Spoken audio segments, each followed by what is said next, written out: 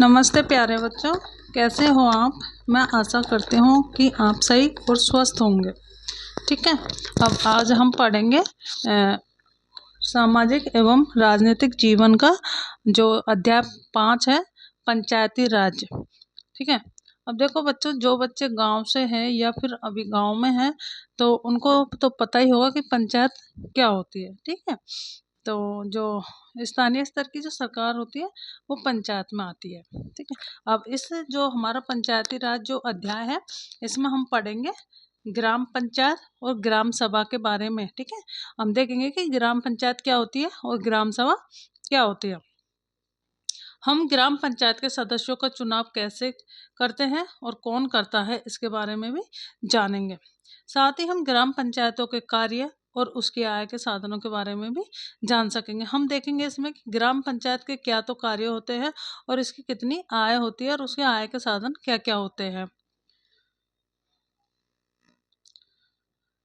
हम पंचायती राज के 3 स्तरों जैसे ग्राम पंचायत, पंचायत समिति और जिला पंचायत को भी समझ पाएंगे। जो हमारा जो पंचायती राज अध्याय है, इसमें हम पंचायती राज के जो 3 स्तर है, ग्राम पंचायत, पंचायत समिति और जिला पंचायत को भी इसमें जान पाएंगे। देखो, पंचायत को संवैधानिकता मिली जब हमारे संविधान में 73वां और 74वां संविधान संशोधन किया गया था। तो पंचायत को संवैधानिकता कब मिली? जब 73वां 73 और 74वां संविधान संशोधन किया गया था।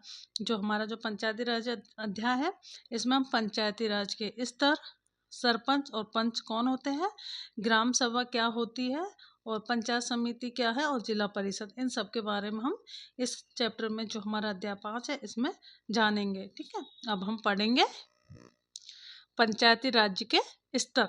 ठीक है। पंचायती राज के कौन कौन से स्तर होते हैं, इनके बारे में हम अब जानेंगे। देखो, लोकतांत्रिक सरकार का सबसे निचला स्तर है पंचायती राज्य। ठीक है। जो हमारे देश है, भारत देश में किस प्रकार की सरकार है? लोकतांत्रिक। ठीक है।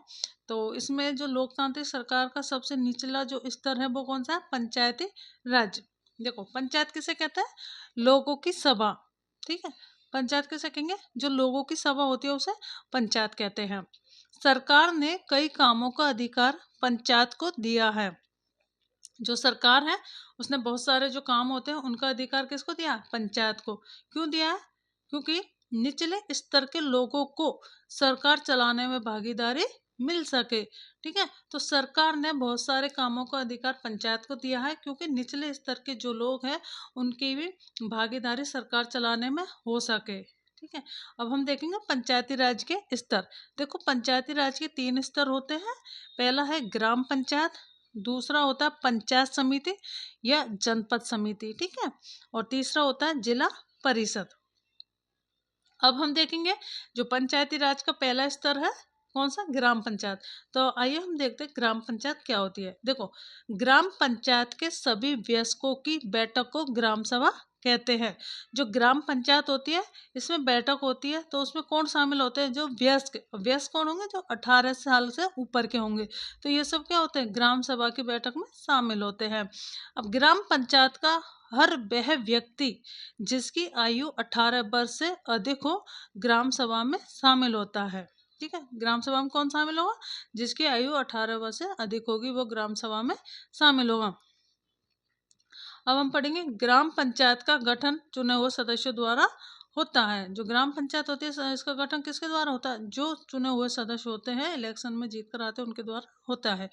एक ग्राम पंचायत के सदस्य कई गांवों या केवल एक गांव से ही चुनकर आते हैं। जो एक ग्राम पंचायत होती है, अब जैसे छोटे छोटे गांव होते हैं तो कई गांवों को मिला करके इसके सदस्य चुनकर आते हैं, और जब अगर बड़ा गांव होता है तो एक गांव। इसीलिए इसमें लिखा है कि एक ग्राम पंचायत के सदस्य कई गांवों या केवल एक ही गांव से चुनकर आते हैं। अब जो ग्राम पंचायत है इसका कार्यकाल कितना होता है? 5 साल। और 5 साल पर चुनाव, हर 5 साल में चुनाव होते हैं। और राज्य में पंचायत स्तर के चुनाव राज्य चुनाव आयोग द्वारा करवाए जाते हैं। हर राज्य में एक चुनाव आयोग है तो उसके द्वारा पंचायत स्तर के चुनाव कराए जाते हैं। ग्राम पंचायत चुने हुए प्रतिनिधियों का समूह होता है। ग्राम पंचायत क्या होता है? जो चुने हुए प्रतिनिधि, जिसको हमने वोट देकर जिता करके भेजा है, तो वो क्या, चुने हुए प्रतिनिधियों का समूह होता है। अब ये है तो पंच या वार्ड सदस्य। ग्राम पंचायत को कई वार्ड में बांटा जाता है। जो ग्राम पंचायत होती है उसको बहुत सारे वार्डों में बांट दिया जाता है और हर वार्ड से एक सदस्य चुनकर आता है। एक पंच को अपने निर्वाचन क्षेत्र के हितों की देखभाल करनी होती है। जो एक पंच होता है तो उसको अपना उसका जो एरिया होता है, जो क्षेत्र होता है, उसके हितों की देखभाल करनी होती है। सभी पंच मिलकर एक नेता चुनते हैं। यह नेता सरपंच कहलाता है। ठीक है, जो पंच है वो सभी मिलकर एक नेता चुनेंगे और वो नेता कौन होगा? सरपंच। ग्राम सभा की बैठक प्रधान की अध्यक्षता में होती है, जो सरपंच करता है। ठीक है, जो ग्राम सभा की बैठक होगी वो किसकी अध्यक्षता में होगी? जो ग्राम सभा की बैठक की अध्यक्षता कौन करेगा? प्रधान। ठीक है, और अध्यक्षता में होती है जो सरपंच करता है। अब पढ़ेंगे हम ग्राम सभा का सचिव। अब सचिव कौन होता है? देखो, सचिव चुनकर नहीं आता। जो सचिव होता है वो चुनकर नहीं आता, इसे सरकार नियुक्त करती है। जो ग्राम सभा का सचिव होता है वो खुद चुनकर नहीं आता है, इसे सरकार नियुक्त करती है। यानी ग्राम सभा का जो सचिव होता है इसकी एक सरकारी नौकरी होती है। ठीक है, सचिव का काम होता है ग्राम सभा की बैठक को बुलाना और बैठक का रिकॉर्ड रखना। सचिव का क्या काम होगा? समय समय पर जो ग्राम सभा की बैठक है उसको बुलाएगा और कब कब वो बैठक आयोजित की गई है तो उसका वो रिकॉर्ड अपने पास रखता है। अब हम पढ़ेंगे ग्राम पंचायत के कार्य। देखिए, ग्राम पंचायत के क्या क्या कार्य है आइए देखते हैं। देखो, जन सुविधाओं का रख रखाव करना। ग्राम पंचायत का क्या कार्य है? जो जन सुविधा है उनका रख रखाव करना, स्थानीय कर निर्धारण व वसूली करना।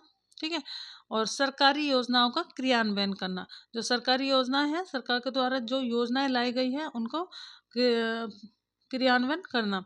गांव में रोजगार उत्पन्न करने के लिए सरकार कई योजनाएं चलाती है। ठीक है, तो गांवों में रोजगार देने के लिए सरकार बहुत सारी योजनाएं चलाती है।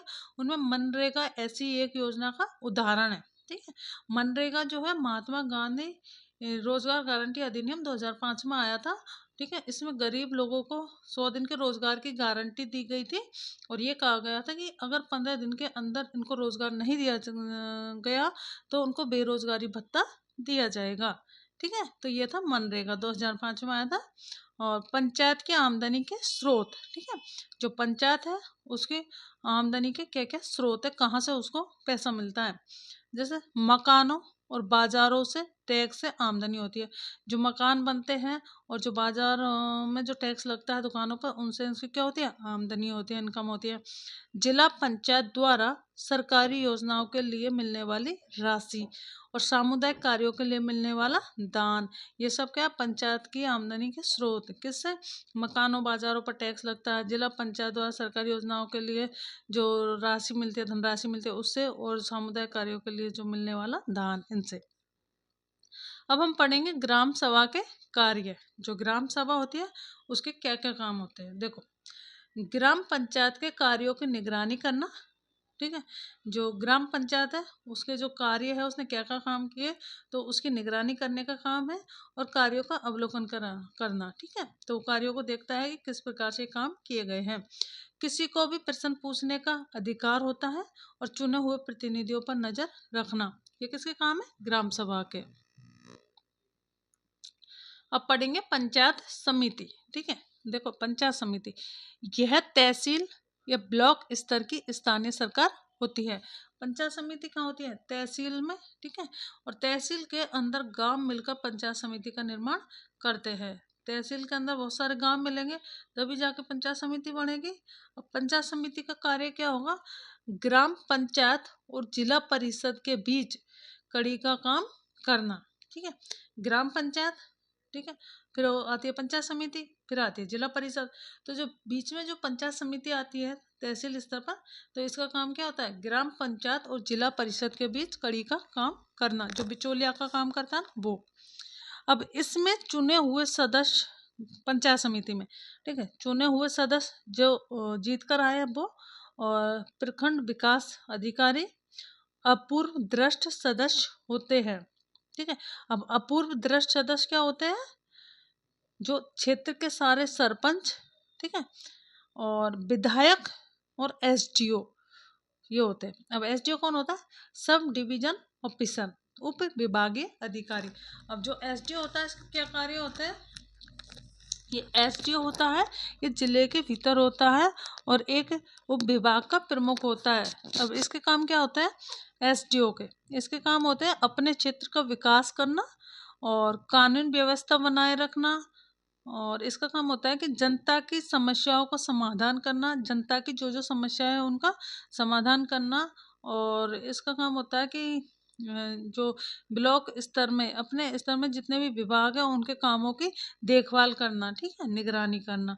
ये एसडीओ के काम होते हैं, इसको बोलते हैं सब डिवीजन ऑफिसर, ठीक है, उप विभागीय अधिकारी। अब पढ़ेंगे सह सदस्य होते हैं। अब सह सदस्य कौन होते हैं?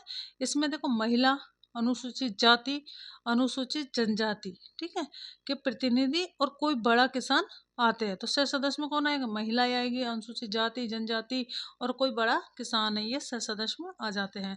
पंचायत समिति का जो गठन है 5 साल में होता है और इसकी अध्यक्षता अध्यक्ष या उपाध्यक्ष करता है। अब हम पढ़ेंगे जिला परिषद। जिला परिषद की अध्यक्षता आईएएस अधिकारी करता है, ठीक है, इंडियन एडमिनिस्ट्रेटिव सर्विस, भारतीय प्रशासनिक सेवा, ठीक है, इसकी पोस्ट होती है आईएएस की। पूरे जिले में एक पोस्ट होती है। तो इसका काम उस जिले में पड़ने वाले हर पंचायत समिति, ग्राम पंचायत के कामों की निगरानी करना है। तो जो आईएएस अधिकारी होता है इसका क्या काम होता है? जिस जिले का वो कलेक्टर है, अधिकारी है, ठीक है, तो उस जिले में जितनी भी पंचायत समिति है और ग्राम पंचायत है उनके द्वारा जो जो काम किए जा रहे हैं उनकी सबकी निगरानी करना, ठीक है, और जिले के लिए लोक कल्याण का काम करवाना। अपने जिले के लिए क्या करवाना? लोक कल्याणकारी काम करवाना। ये किसके काम होते हैं? आईएएस के, ठीक है। आई होप आपको समझ में आया होगा, और लाइक करना, शेयर करना, कमेंट करना, सब्सक्राइब करना, और थैंक यू प्यारे बच्चों।